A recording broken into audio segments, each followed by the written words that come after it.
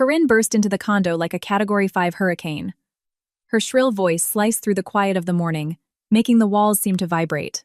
The spare keys, which she had practically begged her son for just in case of an emergency, now served as her VIP pass into a life that wasn't hers. "Pack up your trash and hit the street," the mother-in-law shrieked, hurling Delaney's belongings into the hallway. Dresses flew off their velvet hangers. High-end cosmetics from the bedroom vanity crashed onto the hardwood floor. "My son deserves so much better. Not some meek little nobody who brings absolutely nothing to the table." Delaney sat in the accent chair by the floor-to-ceiling window, calmly sipping her morning dark roast. She didn't even flinch when her favorite silk blouse landed in a heap at Corinne's feet. Instead, the young woman checked her smartwatch. 9:32 a.m., 28 minutes left. "Are you even listening to me?" Corinne stormed into the living room. Her face was flushed with righteous indignation. "I said, get out. Right now. I hear you." Delaney took another sip of coffee. Her hand didn't tremble. Her voice was flat, bordering on bored. "Keep going, Corinne. Don't hold back." The older woman was momentarily thrown off balance. She had clearly banked on tears, hysterics, and begging for mercy, not this glacial composure. Do you even understand what is happening?" She took a step forward, looming over the chair. "I am kicking you out of my son's house." "Your son's house," Delaney repeated, and for the first time, a note of cold steel slipped into her voice. Interesting way to phrase it. "What is that supposed to mean?" Corinne crossed her arms. "Do you think your pathetic little signature on a marriage license actually means anything? I know your type. You latched onto my Holden like a leech. But I am not going to let you suck him dry." Delaney checked her watch again. 9:36 a.m. She placed her ceramic mug on the side table and leaned back. Inside, she was boiling with rage, but she had spent years learning how to weaponize her composure. "Are you finished?" she asked. "No, I am not finished." Corinne snatched a silver picture frame off the console table. In the photo, Delaney and Holden were smiling on their wedding day. "This cheap garbage goes in the trash, too. What kind of wedding was that anyway? An absolute embarrassment. At some rundown country club with no proper guests?" "You mean without your guests," Delaney clarified. "Because you boycotted our wedding. Remember? You said you'd rather die than watch your son make the biggest mistake of his life." "And I was right," the mother-in-law crowed triumphantly. Holden has finally opened his eyes. He called me himself last night and told me everything. How you've been gaslighting him. How you manipulate him." Delaney smiled bitterly. So that was it. Holden hadn't been able to resist. He had called his mommy. She knew it. Her husband had never been able to make a major life decision without Corinne's stamp of approval. "And what exactly did he tell you?" she asked, locking eyes with her mother-in-law. "Did he mention that I demanded he choose between you and me?" Corinne slammed the picture frame back onto the table. The glass cracked. The absolute nerve. "I am his mother. I gave him life." "And who are you?" "Nobody. I'm his wife," Delaney replied evenly. "And I didn't demand he choose. I simply asked him to grow the hell up." "Grow up!" Corinne let out a barking laugh. "You, a starving college girl he picked up out of pity, are going to teach my son how to live?" "I wasn't a starving college girl." Delaney stood up. She was a full head shorter than her mother-in-law. But in that moment, she seemed to tower over her. "I worked, I went to school full-time, and I supported myself. Unlike your son, who lived on your dime until he was 30. Corinne's face turned an ugly shade of crimson. "How dare you? Holden is a successful executive. Holden is a paper pusher at your brother's logistics firm who only got the job because you begged Uncle Leland to hire him," Delaney said. Her volume was low, but every word cracked like a whip. "And he gets a paycheck not for his output, but because he's your son." "Liar!" the mother-in-law shrieked. "You're just jealous. Jealous that he comes from a family with connections, wealth, and social standing. What do you have? An alcoholic mother and a dad who walked out when you were 5. Delaney clenched her fists. There it was. The low blow. Corinne always knew exactly where to strike. But today, the words bounced off an invisible shield. "Yes," Delaney nodded. "I didn't have a rich family. I didn't have a network. I grew up in a cramped, shared walk-up in South Philly, with a mother who tried to drown her pain in cheap vodka. But you know what? That's exactly what made me resilient. I learned how to survive, how to hustle, and how to get what I want.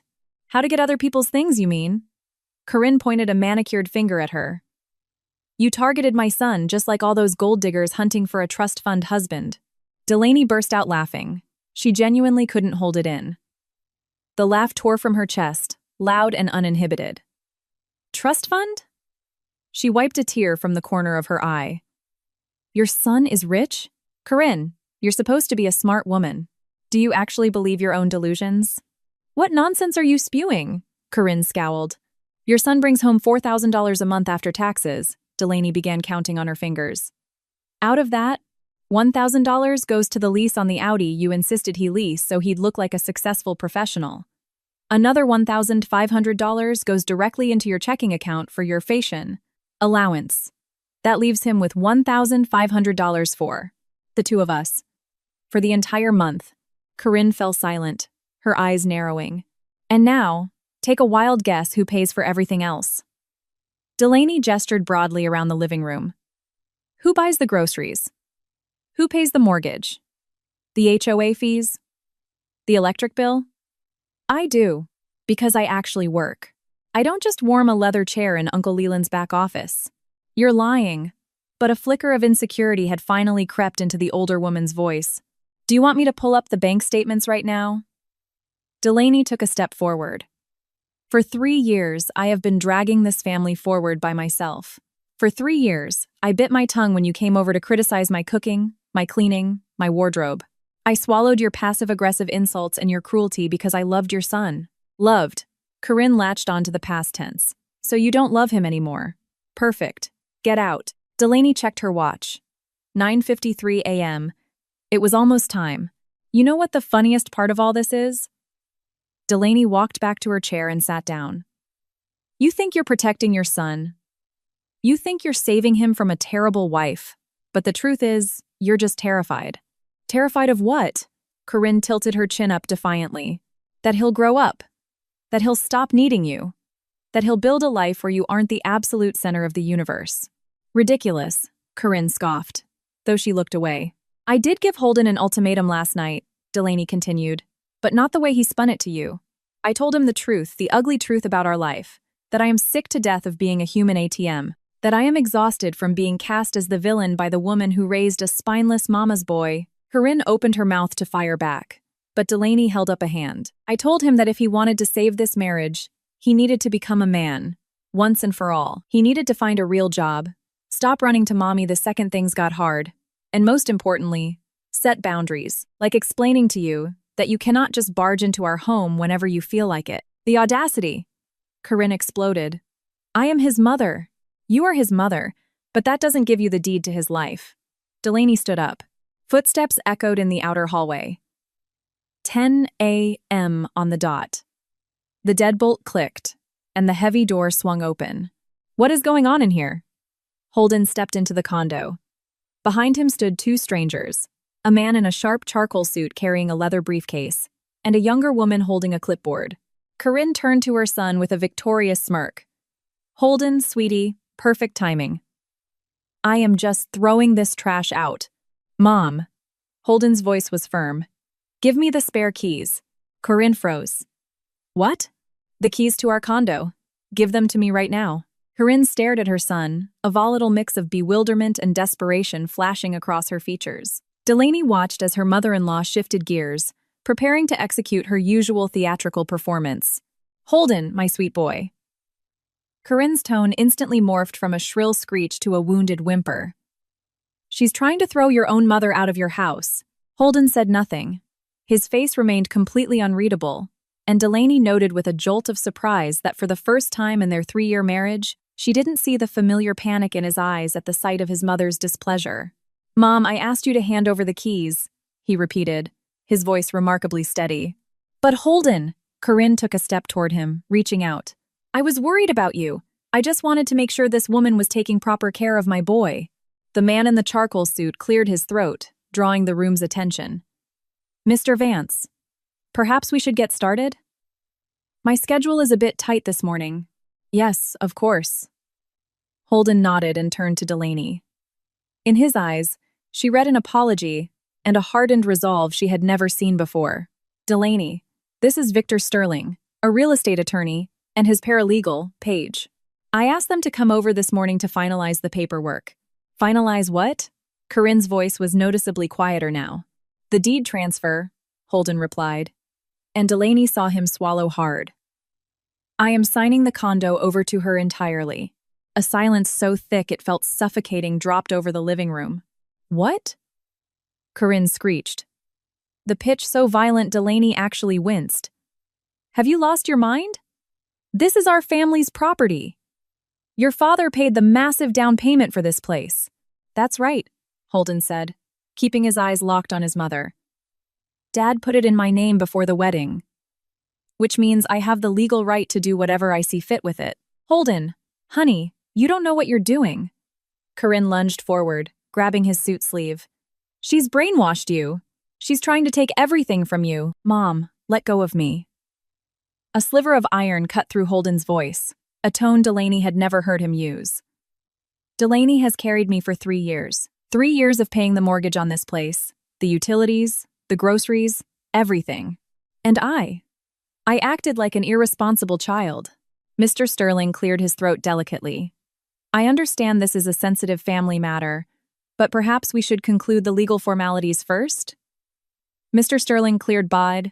Vance briefed me on the urgency of the situation, so we have the quitclaim deed ready to execute. Delaney still couldn't entirely process what was happening. Holden, are you sure? She asked softly. We can talk in private, I'm sure. He shook his head. Last night, after you went to stay at Sloane's place, I stared at the divorce papers I knew you'd eventually file. I've been secretly talking to Garrison about this job for a month, but I was too much of a coward to take it. I didn't sleep at all last night. And I realized your ultimatum was my last chance. You were right about everything. He took a step forward, gently but firmly prying his mother's manicured claws off his arm. I called Uncle Leland this morning. I quit. You did what? Corinne gasped. Then I called my old frat brother, Garrison Hayes, Holden continued. He's been trying to recruit me to his tech firm for 2 years. A real account executive role, base salary plus commission, actual room for upward mobility. I always told him no. You know why? He shot a quick glance at his mother. Because I was terrified. Terrified of real responsibility. Terrified I wouldn't measure up. Holden, what kind of nonsense is this? Corinne was pale, her makeup suddenly looking like a mask. You have a fantastic job with Uncle Leland. It's safe, it's comfortable, it's family. It's a joke, Holden snapped. I do absolutely nothing there, Mom. I warm a chair and collect a pathetic paycheck. Garrison is offering me a real career. Yes, I'll have to grind. I'll have to learn. I'll have to prove myself. But the pay is triple. And it's real. A strange, unfamiliar warmth spread through Delaney's chest. Her ultimatum had actually worked. And furthermore, Holden turned fully toward his mother. And Delaney saw genuine pain in his eyes, but also an unshakable firmness. Mom, I love you. You're my mother, and I will always be grateful for everything you've done for me. But Delaney is my wife. She is my immediate family now. And if I want to save this marriage, I have to step up and be a man. You're choosing her this nobody over your own flesh and blood? The shock in Corinne's voice was entirely unfeigned. I'm choosing my own life, Holden replied. My family, my responsibilities. Mom, I am cutting off your monthly allowance. I need to build a savings account for my future, for Delaney's and my future. Maybe someday we'll have kids, and I want to be an actual father to them. Not an overgrown boy hiding behind his mother's skirt. Corinne stumbled back, gripping the back of the accent chair for support. Her face contorted, and for a fleeting second, Delaney felt a microscopic pang of pity for the woman. She had micromanaged her son's entire existence for so long that she was fundamentally incapable of processing his independence. Traitor, the mother-in-law hissed. You ungrateful little traitor! I raised you by myself after your father died. I gave you everything. I know, Mom. Holden's voice softened slightly. And I appreciate it. But you smothered me so much that I never learned how to function. I didn't know how to make decisions. I didn't know how to take the hit when things went wrong, Because you always swooped in to fix it. That stops today. The attorney cleared his throat again, this time with a bit more authority. My apologies, but we really do need to proceed with the signatures. I have a closing across town at noon. Holden nodded and extended a hand toward Delaney. Come on, Mr. Sterling will walk you through it. Delaney stood up from the chair, her legs feeling oddly hollow. The last 30 minutes had been so surreal she felt like she was floating in a dream, bracing for the inevitable alarm clock to ruin it. Holden. She started, but he shook his head. We'll talk after. Let's just get the paperwork done. The next 20 minutes passed in a blur. Mr. Sterling methodically explained the mechanics of the quitclaim deed. Delaney signed the thick stack of papers. Paige stamped them with her notary seal. Corinne remained frozen by the chair, as pale as a ghost, utterly silent for the first time since Delaney had known her. When the final document was executed, Mr. Sterling nodded in satisfaction. Excellent. Once this is filed with the county clerk's office, which should take a week or two, the title will be exclusively in Delaney's name. He looked up at Holden. Are you absolutely certain you don't want to establish this as a joint tenancy or community property? It would be more customary. No, Holden said firmly. Sole ownership to Delaney. It's my decision.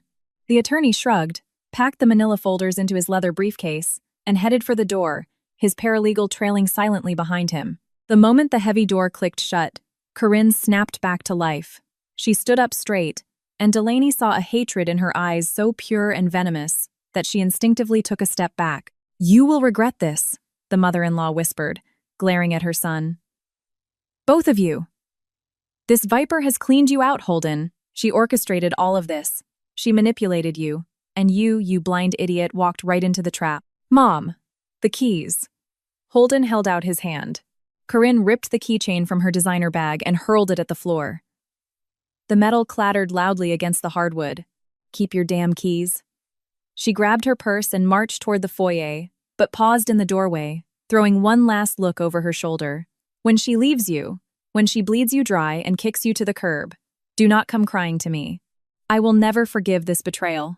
The door slammed with such force that the framed art on the walls rattled. Delaney and Holden stood alone in the center of the living room, neither daring to move. The sudden silence pressed heavily against their eardrums after the barrage of screaming and accusations. I'm not going to leave you, Delaney said quietly. And I'm not going to kick you to the curb. But Holden, why did you do it? The condo. It's too much. He looked at her, and Delaney saw the bone-deep exhaustion in his eyes, but also a profound relief. It's a security deposit, a guarantee that I won't slide back into who I was. I don't have a safety net anymore. I have to work. I have to make real money. I have to step up, or I actually will end up on the street. He tried to smile, but it came out as a crooked grimace. Delaney closed the distance between them and wrapped her arms tightly around his torso. It had been a long time since she had hugged him like this. You idiot, she whispered against his shoulder. You absolute idiot. But thank you for listening to me. Thank you for being brave. Holden hugged her back, and Delaney felt a shudder run through his body. He was crying silently, his shoulders shaking. I'm scared, he confessed into her hair. I'm so scared. I don't know if I can do this. What if Mom is right? What if I really am useless? You aren't, Delaney pulled back and looked him dead in the eye. Because you aren't doing it alone anymore. We are a team, a real team. I will support you just like I've been supporting you. But from now on, you're going to carry your end of the weight. Deal? Holden nodded, aggressively wiping his eyes with the back of his sleeve. Deal. They stood there for a few minutes, just breathing the same air. Holden was the first to speak. She's going to call, he said quietly. In an hour, maybe 2. She'll start sobbing. She'll say I broke her heart, that her blood pressure is spiking, that she might have a stroke. And what are you going to tell her? Delaney asked, not moving away. Holden ran a hand down his face and collapsed onto the sofa. I don't know. Probably repeat what I said today. He paused. Or maybe I just won't answer. Delaney could see the rigid tension in his posture, the way his knuckles turned white as he clenched his fists. 32 years of psychological conditioning by an overbearing mother didn't evaporate after one dramatic speech, no matter how resolute he had sounded. When do you start the new job? She asked. Monday. I have to go see Uncle Leland tomorrow to officially sign my exit paperwork. Delaney watched him nervously pick at a loose thread on his jeans. Old habits, old fears. She wanted to sit next to him, stroke his hair, and promise him everything would be easy. But she knew he didn't need pity right now. He needed scaffolding. "Listen to me," Delaney said, her tone shifting into something far more pragmatic. "I am not going to be your babysitter. I am not your mother, and I refuse to play that role. I am your wife. Your partner. Do you understand the difference?" Holden looked up, his eyes wide. "It means we are on a level playing field," she continued. "You work, I work. We decide together how our money is spent. We make life choices together. No secrets. No secret Venmo transfers to your mother behind my back. No more. My mom said so. If you want to help her out down the line, we discuss it and we make the decision. Understood?" "Understood," Holden exhaled, and there was a strange comfort in his surrender. "One more thing," Delaney added, her gaze sharpening. "If in a month or 2 months or 6 months, you relapse if you go running back to her, if you start funneling her money, or if you ever give her a key to this house again, I will leave. No screaming matches, no ultimatums. I will just pack my bags and go. You get 1 second chance, Holden, just one. Are we clear?" The silence hanging in the room was dense and heavy. Delaney held his gaze, refusing to blink. Holden was the first to look away. "Crystal clear," he whispered. "I won't fail you." "Not me," Delaney corrected. "Don't fail us." Holden's iPhone buzzed violently on the coffee table. He jumped, staring down at the screen. Delaney couldn't read the caller ID from where she stood, but given how the blood drained from her husband's face, she didn't need to. "It's Mom," he confirmed in a hushed tone. "It's your choice," Delaney said, leaning against the kitchen island. Holden stared at the vibrating phone for several agonizing seconds. His thumb hovered over the green button, trembled, and then swiped the red one.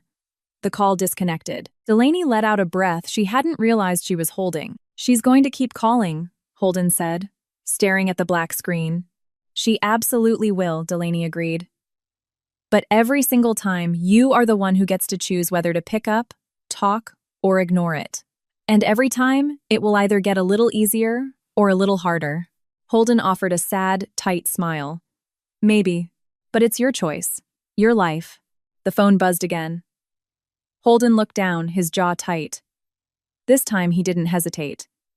He declined the call and flipped the silent switch on the side of the device. "I'll talk to her tomorrow," he said softly. "But not today.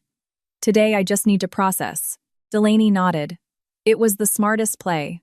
Right now, with emotions running radioactive, any conversation with Corinne would devolve into a bloodbath. "Do you want a fresh coffee?" she asked, walking fully into the kitchen. Holden looked at her, utterly baffled. "Coffee? Yeah. Like a normal drip coffee.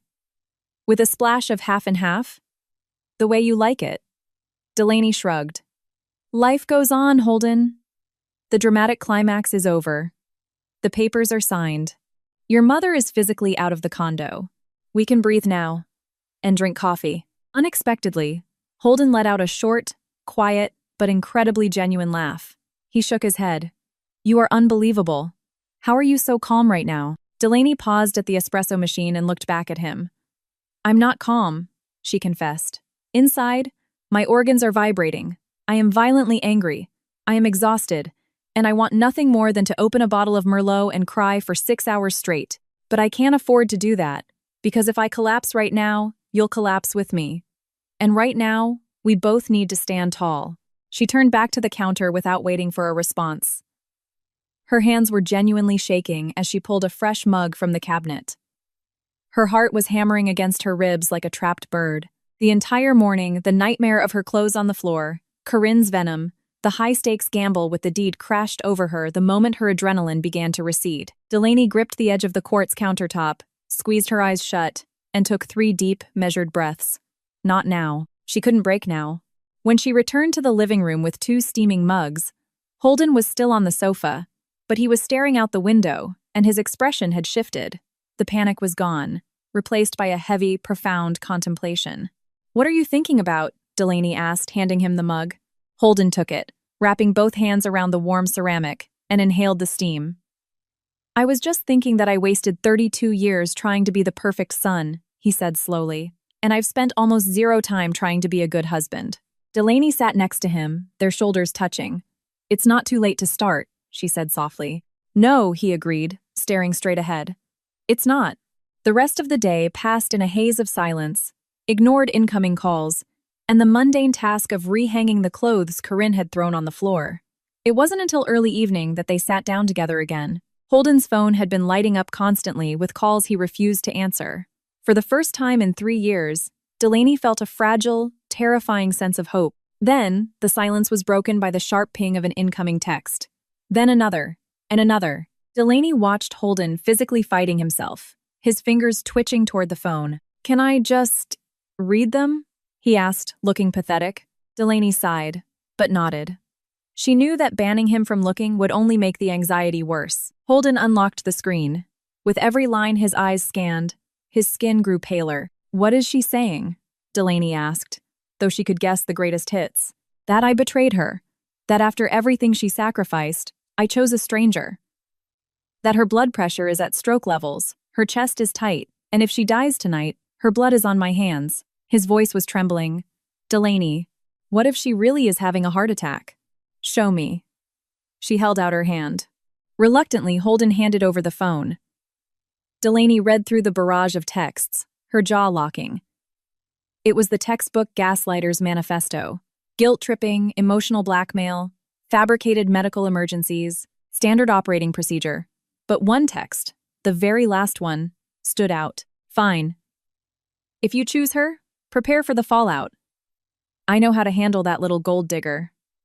Let's see how long she sticks around when she finds out the truth about the family money. Delaney looked up from the screen. What truth? What family money? Holden turned the color of ash. I don't know what she's talking about. But Delaney saw the lie written plainly across his face. She saw how his eyes darted away, how he nervously licked his dry lips. Holden. Her voice dropped 10 degrees. We literally just agreed on total transparency. A clean slate. Do not blow this on day one. He sat frozen, fighting a massive internal war.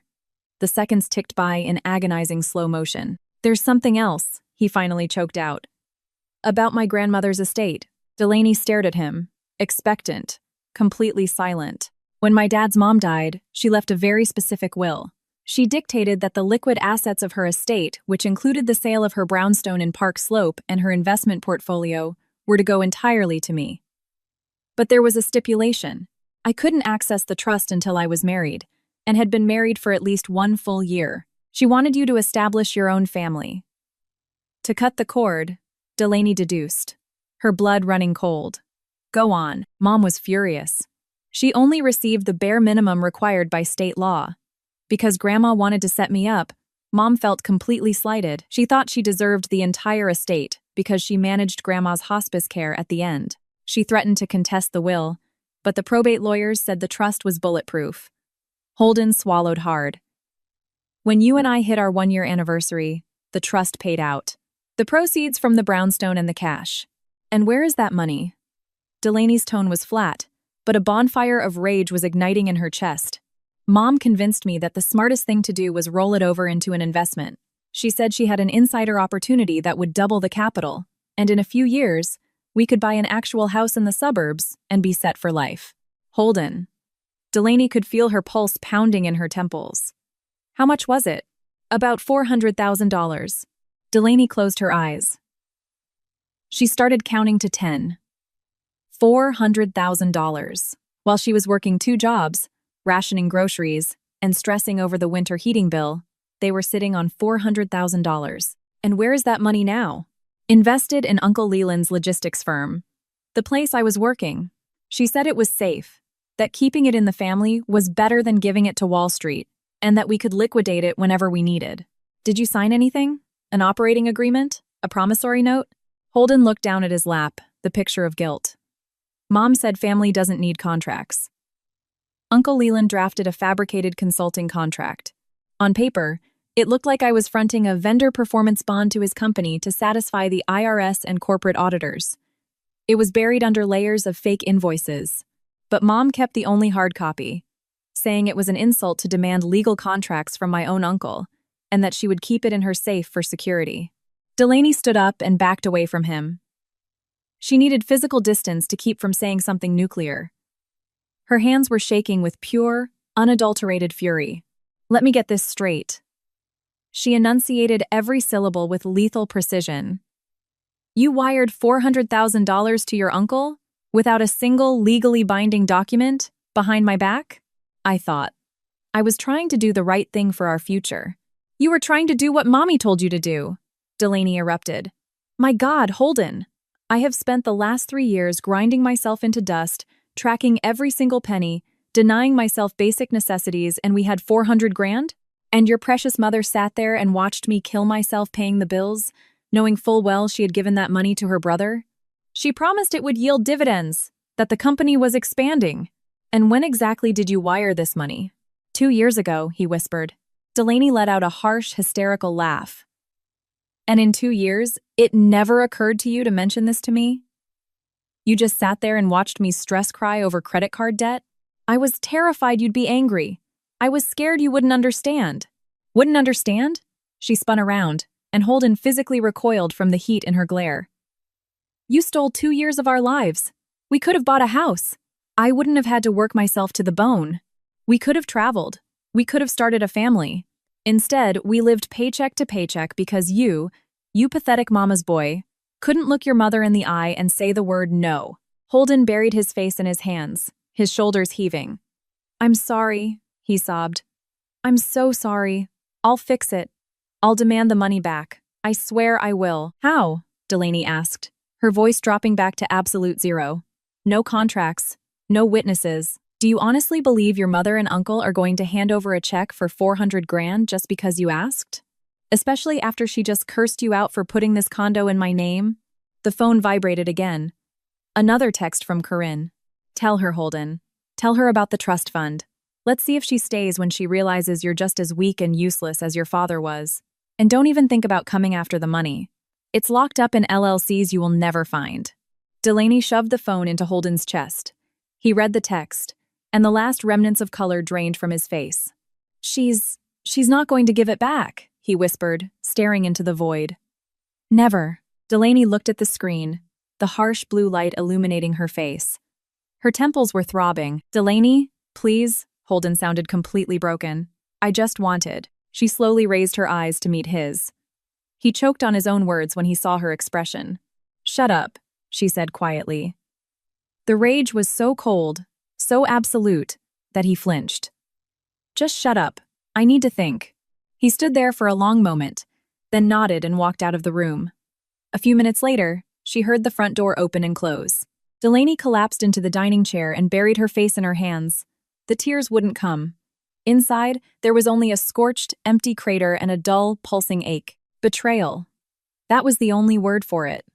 It didn't matter that Holden hadn't actively intended to ruin her life, or that he had just been obeying his mother like a good little boy.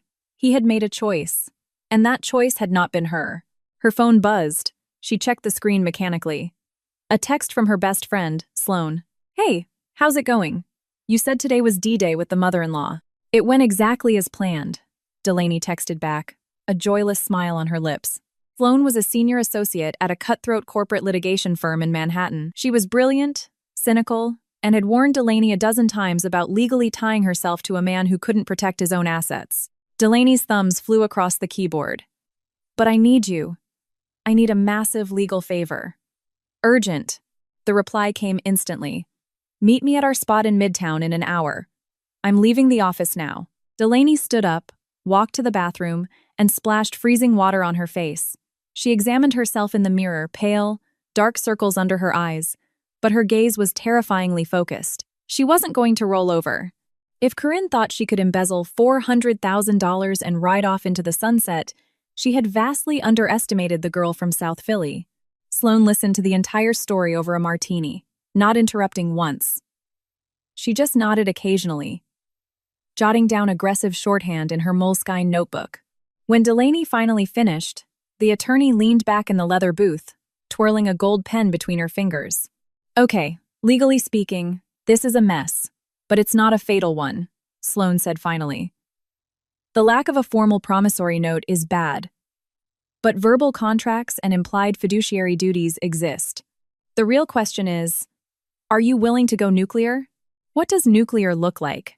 A massive civil suit for fraud, breach of fiduciary duty, and potentially conversion, Sloan clarified.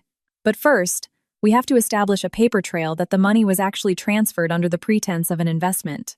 We need bank records, wire transfer confirmations, any emails or texts.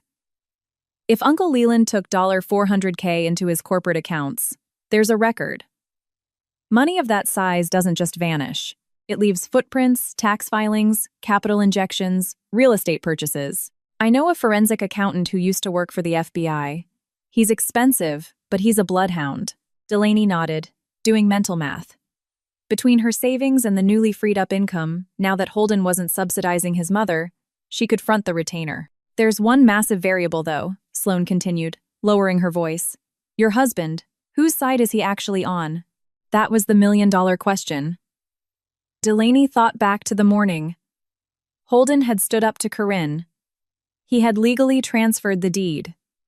But he had also lied to her face for 2 years. I don't know, Delaney said honestly. Today he was on my team. But the second Corinne starts manipulating him. Exactly, Sloan tapped the table. Which is why you need to move fast and ruthlessly while he's still drowning in guilt and willing to cooperate. By tomorrow, Corinne will be in his ear, playing the victim, and he might regress. Delaney pressed her lips into a thin line. Sloan was right. What do I need to do? Sloan slid the notebook across the table. Phase 1. Squeeze Holden for every single detail. Dates, account numbers, the bank he used, the exact LLC the money went to. Make him write it all down. Phase 2. Have him pull every single bank statement from that year. Phase 3. You need to get Corinne to confess on tape. She's evil, Sloan, not stupid, Delaney argued. She's not going to just admit to wire fraud. She will if you play her ego, Sloan smiled, a shark smelling blood. Narcissists like her cannot resist the urge to gloat over a defeated enemy. Remember, New York is a one-party consent state for recording conversations. Call her. Tell her you want to meet in a public place, a coffee shop, a park. Turn on the voice memo app on your phone. Play the victim. Let her monologue about how brilliant she is, how she outsmarted you, how she hid the money. Just let her talk. Delaney pictured the setup. A cold, dark determination settled into her bones. Yes, it could work. Corinne's arrogance was her biggest liability. She wouldn't be able to resist doing a victory lap. I'll do it, Delaney said. Perfect, Sloan nodded approvingly. And Delaney. She reached across the table and squeezed her friend's hand. Even if we get the money back, and we will get it back, I promise you, can you ever forgive him for this? Can you ever trust him again? Delaney looked away, watching the New York traffic blur past the window. I don't know, she whispered. I really don't. Then don't try to answer it yet, Sloan said practically. First, we get the money, we secure the bag and build the case. You can decide if you want a divorce after the check clears. Delaney nodded slowly. It was the most pragmatic advice she had heard in 24 hours. Now was not the time for analyzing her marriage or unpacking her trauma. Now was the time for logistics, data, and warfare. She got back to the condo around 9 p.m. Holden was sitting at the kitchen island, staring at a cold mug of tea. By the look on his face, he hadn't just been waiting for her. He had been terrified she wasn't coming back at all. Where did you go? He asked softly as she hung up her trench coat. Out, Delaney said flatly. She walked into the kitchen, devoid of rage. The anger had burned off, leaving behind a crystalline clarity. The man sitting in front of her had spent his entire adult life dodging consequences. If she let him hide behind her now, history would just repeat itself. She pulled a legal pad and a pen from a drawer and slammed them onto the island. Sit up. Holden straightened his posture immediately. You are going to write down a comprehensive timeline. Start from the day your grandmother died. What did the trust document say? What date did the funds clear? Which bank held the money? What was the routing number? Who authorized the wire? What was the exact name of Uncle Leland's LLC? Who else was in the room? I want every name, every date, every account number you can dredge out of your memory. Holden looked at the blank paper, his face pale. Delaney, I don't remember the exact dates. Then pull up your calendar. Look at your old emails. And if you still can't remember, you are going to be standing outside your bank branch at 8:59 a.m. tomorrow to request the archived wire transfer records. Then you're going to the probate attorney who executed the will. You are going to put this puzzle together yourself, Holden. Delaney, you. She pointed a finger at his chest. He swallowed hard, picked up the pen, and began to write. For the first 10 minutes, his hand physically shook. He would stop, close his eyes, massage his temples, trying to drag the details from the repressed corners of his mind. Delaney sat across from him, entirely silent. She wanted to yell at him, to rush him, but she held back. For the first time in his life, Holden wasn't passing the buck. He was cleaning up his own mess. By midnight, there were 6 pages of cramped handwriting on the notepad. The picture was ugly, but legally actionable. The $400,000 from the grandmother's trust had landed in Holden's Chase account. 6 days later, a wire transfer for $390,000 was sent to an entity called Apex Logistics Holdings, LLC, Uncle Leland's corporate account. Holden couldn't remember the exact memo line on the wire, but he recalled his mother explicitly stating, "It's just an internal ledger trick for the IRS. We'll draft a formal investment vehicle later." And they never drafted it, Delaney said coldly. Holden dropped his head. "No. Tomorrow morning, you go to Chase. Pull the wire authorization. I'm contacting the probate lawyer to get a copy of the original trust." "Got it?" "Got it. Then, you are going to call Uncle Leland and tell him you want to liquidate your investment." Holden's head snapped up. "He's going to tell me to go to hell." "I know. But we need his refusal on record." Holden stared at her for a long moment. "Have you already made up your mind?" he asked quietly. "About us?" Delaney was quiet for a long time. It was the question that hurt the most. "I don't know, Holden. I really don't. But I can promise you this. If you lie to me one more time, if you hide a single piece of paper, if you tip off your mother, or if you try to sweep this under the rug to keep the peace, I am filing for divorce the same day. Do you understand?" He pressed his lips together and nodded. "I understand." "No." Delaney leaned over the marble island. "You don't just understand. You need to internalize that this isn't just family drama. This is $500,000 that was supposed to secure our future. Your mother and your uncle literally stole it and watched me kill myself working to subsidize their lifestyle.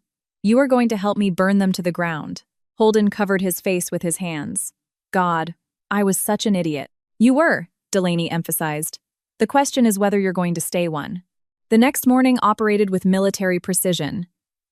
At 9 a.m., Holden was at the bank manager's desk.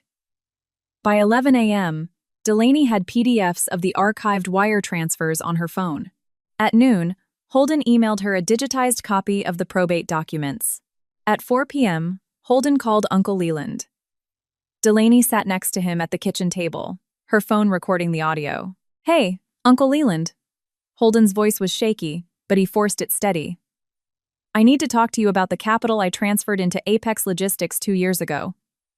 The trust fund money." There was a heavy pause on the line. The jovial uncle persona instantly vanished.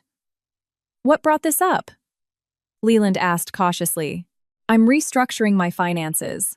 I need to liquidate my position and get the cash returned." "Returned?" Leland let out a condescending chuckle. "Holden, you made a capital investment into a private corporate entity. The basic tax documents we filed classified it as long-term capitalization. There is no guaranteed liquidity event. You're not a startup, Uncle Leland. I wired you nearly 400 grand. Nobody forced me, but Mom said it was liquid." Delaney watched Holden's jaw clench. "Well, your mother says a lot of things," Leland replied smoothly. "Business involves risk. That capital was deployed. Part of it went to operational overhead. Part of it settled old vendor debt, and part of it went into real estate assets. The firm does not have the liquidity to cut you a check. So you're saying you're keeping it. I'm saying don't be dramatic. When the firm hits a liquidity event, we'll discuss a payout. In the meantime, I highly suggest you don't rock the boat. We are family, Holden." Delaney tapped the table, signaling him to push harder. "What if I take you to court?" Holden asked. Leland's voice went dead flat. "With what? Your imagination? Do you have an executed operating agreement? A promissory note?" A signed contract of equity? No. Then don't embarrass yourself. Tell your little wife to back off. I know exactly who is putting these ridiculous ideas in your head. The call abruptly disconnected. Holden slowly placed his phone on the table. Is that it? He asked hoarsely. Is it over? No, Delaney said, saving the audio file. It's just getting started. That evening, Delaney called Corinne. The mother-in-law let it ring to voicemail the first time, establishing dominance. When Delaney called back, she finally answered. What do you want? Corinne asked, her tone dripping with disdain. I want to talk. Delaney artificially softened her voice, making herself sound defeated and small. I know everything about the trust fund. The wire transfer. Uncle Leland. There was silence on the line. So what?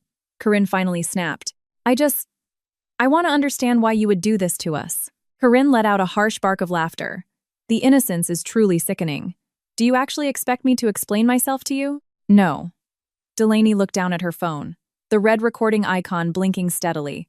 But I thought maybe you'd at least admit that it was incredibly unfair. That was the bait, and Corinne swallowed it whole. Unfair? Corinne's voice dripped with venom. Unfair would have been letting you get your grubby hands on it. My son inherited family wealth. Not your family. My family. You crawled out of the gutter, married him, and suddenly you think you're entitled to his grandmother's estate? I never asked for his money, Delaney said quietly. But that money could have paid off our mortgage. It could have helped us. You didn't even have a real family then, Corinne interrupted. And I knew exactly how this was going to play out. You would have manipulated Holden into putting that money into a joint account. You would have bought a house, popped out a kid, filed for divorce, and taken half of his inheritance in the settlement. I was protecting my son's assets. Delaney felt a surge of pure, violent anger rise in her throat, but she kept her voice meek. Protecting him? He's been living on a few $100s a month for 2 years. I paid for his food, his electricity, his clothes. Did you even care? Of course I knew. Corinne didn't even try to deny it. So what? A wife is supposed to support her husband, but you got too big for your britches. Where's the money now? Leland said it's gone. It's exactly where you will never, ever be able to touch it. Corinne practically purred with satisfaction. You grew up in a trashy walk-up, Delaney, and you think the world owes you fairness. The world rewards the smart. The money is diversified. A chunk went into Leland's firm. Another chunk went into a lakeside property under an LLC you don't even know the name of. And the rest is in accounts you will never trace. You have no receipts, no contracts. All you have is a sour attitude and my poor brainwashed son who you've turned against his own mother. What if Holden testifies against you? Corinne laughed out loud. Holden? Give it a week and he'll be crawling back to me, begging for forgiveness. He can't function without me. You think transferring a deed makes him a man? Don't make me laugh. Delaney closed her eyes. Gotcha. Thank you, Corinne. For what? The older woman suddenly sounded suspicious. For your honesty. Delaney hung up the phone. Her hands were shaking, but not from fear. It was pure, unadulterated adrenaline. A week later, Sloan handed the entire dossier over to the senior litigation partners at her firm. 2 weeks after that, the forensic accountant delivered his preliminary findings. The money hadn't vanished. It had entered Apex Logistics Holdings, LLC as a vendor prepayment, which was then illegally washed through a series of fake equipment leases. 30 days later, $250,000 of it was successfully routed into a newly formed shell company, Lakeview Properties, LLC. The sole managing member of Lakeview Properties, LLC was Corinne. The LLC had purchased a luxury, 4-bedroom lake house in the Adirondacks in cash. The rest of the funds had been used to pay off Leland's aggressive corporate tax liabilities, essentially keeping his company out of bankruptcy. When Delaney read the investigator's report, she sat in stunned silence. She bought a luxury vacation house in upstate New York. While I was clipping coupons to buy chicken breasts, Delaney finally said, her voice hollow. Sloan nodded grimly. Essentially, yes. You bought her a lake house. Holden read the documents that night. He seemed to age 10 years right before Delaney's eyes. He didn't cry. He didn't make excuses. He didn't try to say his mother was incapable of such a thing. He just sat at the dining table, his knuckles white as he gripped the edge of the wood. This house in the Adirondacks. he asked quietly. Yes, Delaney answered. The one she told you she bought with a friend's help as an investment flip. You were the friend, Sloane chimed in from the speakerphone. You just didn't know it. The next morning, Sloane's firm drafted a ruthless cease and desist letter, accompanied by a draft of a civil complaint outlining charges of fraud, breach of fiduciary duty, conversion, and civil conspiracy. They sent it via certified mail to Corinne, Uncle Leland, and Apex Logistics. 3 days later, Corinne showed up at the condo, but she couldn't get in. The deadbolt had been changed the same day the certified mail went out. She leaned on the doorbell for 10 straight minutes, then began pounding on the door with her fists. Holden, open this door right now. Holden stood in the foyer. He looked nauseous, but he didn't move toward the door. Delaney stood leaning against the wall, watching him. This was the real test. He pulled out his phone and dialed his mother's number. Mom, he said the second she answered, her screaming echoing simultaneously through the wood door and the phone speaker. I am not opening the door. The pounding stopped. The silence in the hallway was deafening. What do you think you are doing? Corinne hissed into the phone. Lawyers? You are sicking corporate lawyers on your own family? Yes. Do you realize that this bitch is destroying our family? Holden closed his eyes. Delaney could see the physical toll it was taking on him, but he pushed through it. No, Mom. You destroyed our family when you stole my inheritance and lied about it. If you needed money, you could have asked. We could have drafted a loan agreement. But you conspired to hide it from me. I was saving you. From who? The woman who paid my rent for 3 years while you were sitting on a lake house bought with my money? Corinne was completely speechless. Go away, Mom, Holden said. And do not come back unless you are invited. He hung up. They listened to Corinne's ragged breathing through the door for 2 more minutes before the sound of her heels clicked away down the hallway. Delaney didn't praise him. She didn't hug him. She just said quietly, "Good job." For Holden, that was enough. The civil litigation dragged on for nearly a year. During that time, Delaney learned exactly how exhausting and soul-crushing the American legal system could be. There were depositions, delays, motions for summary judgment, settlement conferences, and sudden medical emergencies from Corinne, right before she was supposed to be deposed. In the beginning, Corinne remained incredibly arrogant. She strutted into the conference rooms for mediation, looking down her nose at Delaney, acting as though she were royalty being bothered by a peasant. Uncle Leland played the role of the seasoned businessman, repeatedly claiming that Holden had made a voluntary, unsecured equity investment and assumed all the risk. But the audio recording, the wire transfers, and the forensic accountant's flowcharts slowly dismantled their defense. The fatal blow landed during Leland's deposition, when Sloane's lead partner laid out the exact traceability of the funds. Holden's trust is greater than Apex Logistics, is greater than Lakeview Properties LLC, is greater than Adirondack House. It's a coincidence of timing, Corinne stated when it was her turn on the record. Sloane just smiled. That is an awful lot of coincidences, ma'am. As the trial date loomed, Uncle Leland was the first to blink. His corporate counsel advised him that if this went before a judge, the paper trail was egregious enough that the district attorney might take an interest in criminal wire fraud. He proposed an out-of-court settlement. Naturally, he tried to lowball them first. He claimed the business was struggling, citing economic downturns and supply chain issues. But Delaney was no longer the exhausted woman who swallowed her anger to keep the peace. At the final mediation, she sat across from Leland and Corinne, completely composed. You return the principal amount in full, plus the $75,000 in legal fees we have incurred, Delaney said, her voice like ice. Or, we go to trial, we place a lien on the business, and we let a jury look at the fraud. Uncle Leland looked at Holden. Are you really going to let her speak to your family this way? Holden, sitting up perfectly straight, didn't hesitate. You aren't my family. You're the people who conned me. Leland didn't argue anymore. To fund the settlement, Corinne was forced to liquidate the Adirondack property. It sold quickly, and a massive wire transfer hit Holden's account. Leland agreed to a structured payment plan for the remaining balance, legally bound by an ironclad confession of judgment. They didn't get 100% of the money back instantly, but they secured the vast majority of it. And most importantly, the money was now in accounts strictly governed by legal oversight, completely transparent and untouchable by the family. After selling the lake house, Corinne had to downsize her lifestyle significantly. moving permanently into a modest two-bedroom condo she had previously claimed was just a pied-a-terre. She could no longer play the wealthy matriarch. She never came to visit. Occasionally, she would send Holden massive, unhinged text messages, oscillating between blaming him for ruining her life and begging for cash. Holden responded rarely, and only with brief, clinical answers.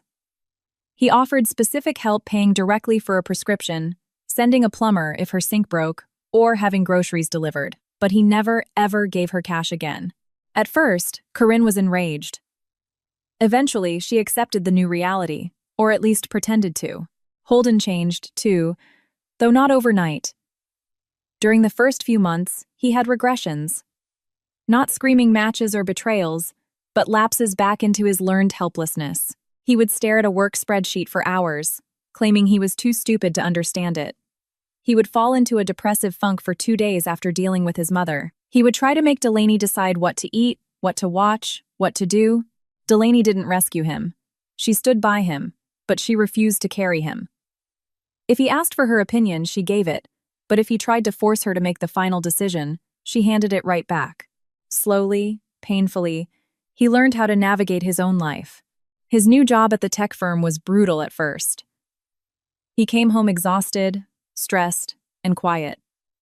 But the direct deposits hit every 2 weeks, and they were massive compared to his nepotism salary. One Friday evening, Holden placed his pay stub on the kitchen counter in front of Delaney, looking like a kid bringing home his first A-plus report card. I transferred my half of the mortgage, the HOA, and the grocery budget into the joint checking, he said awkwardly. The rest I'm putting into my Vanguard index fund. Delaney looked at him, and for the first time in a very long time, she didn't feel lingering resentment. She felt a quiet, profound respect. That sounds perfect, she said. 6 months later, they were still together, but the architecture of their marriage had fundamentally shifted.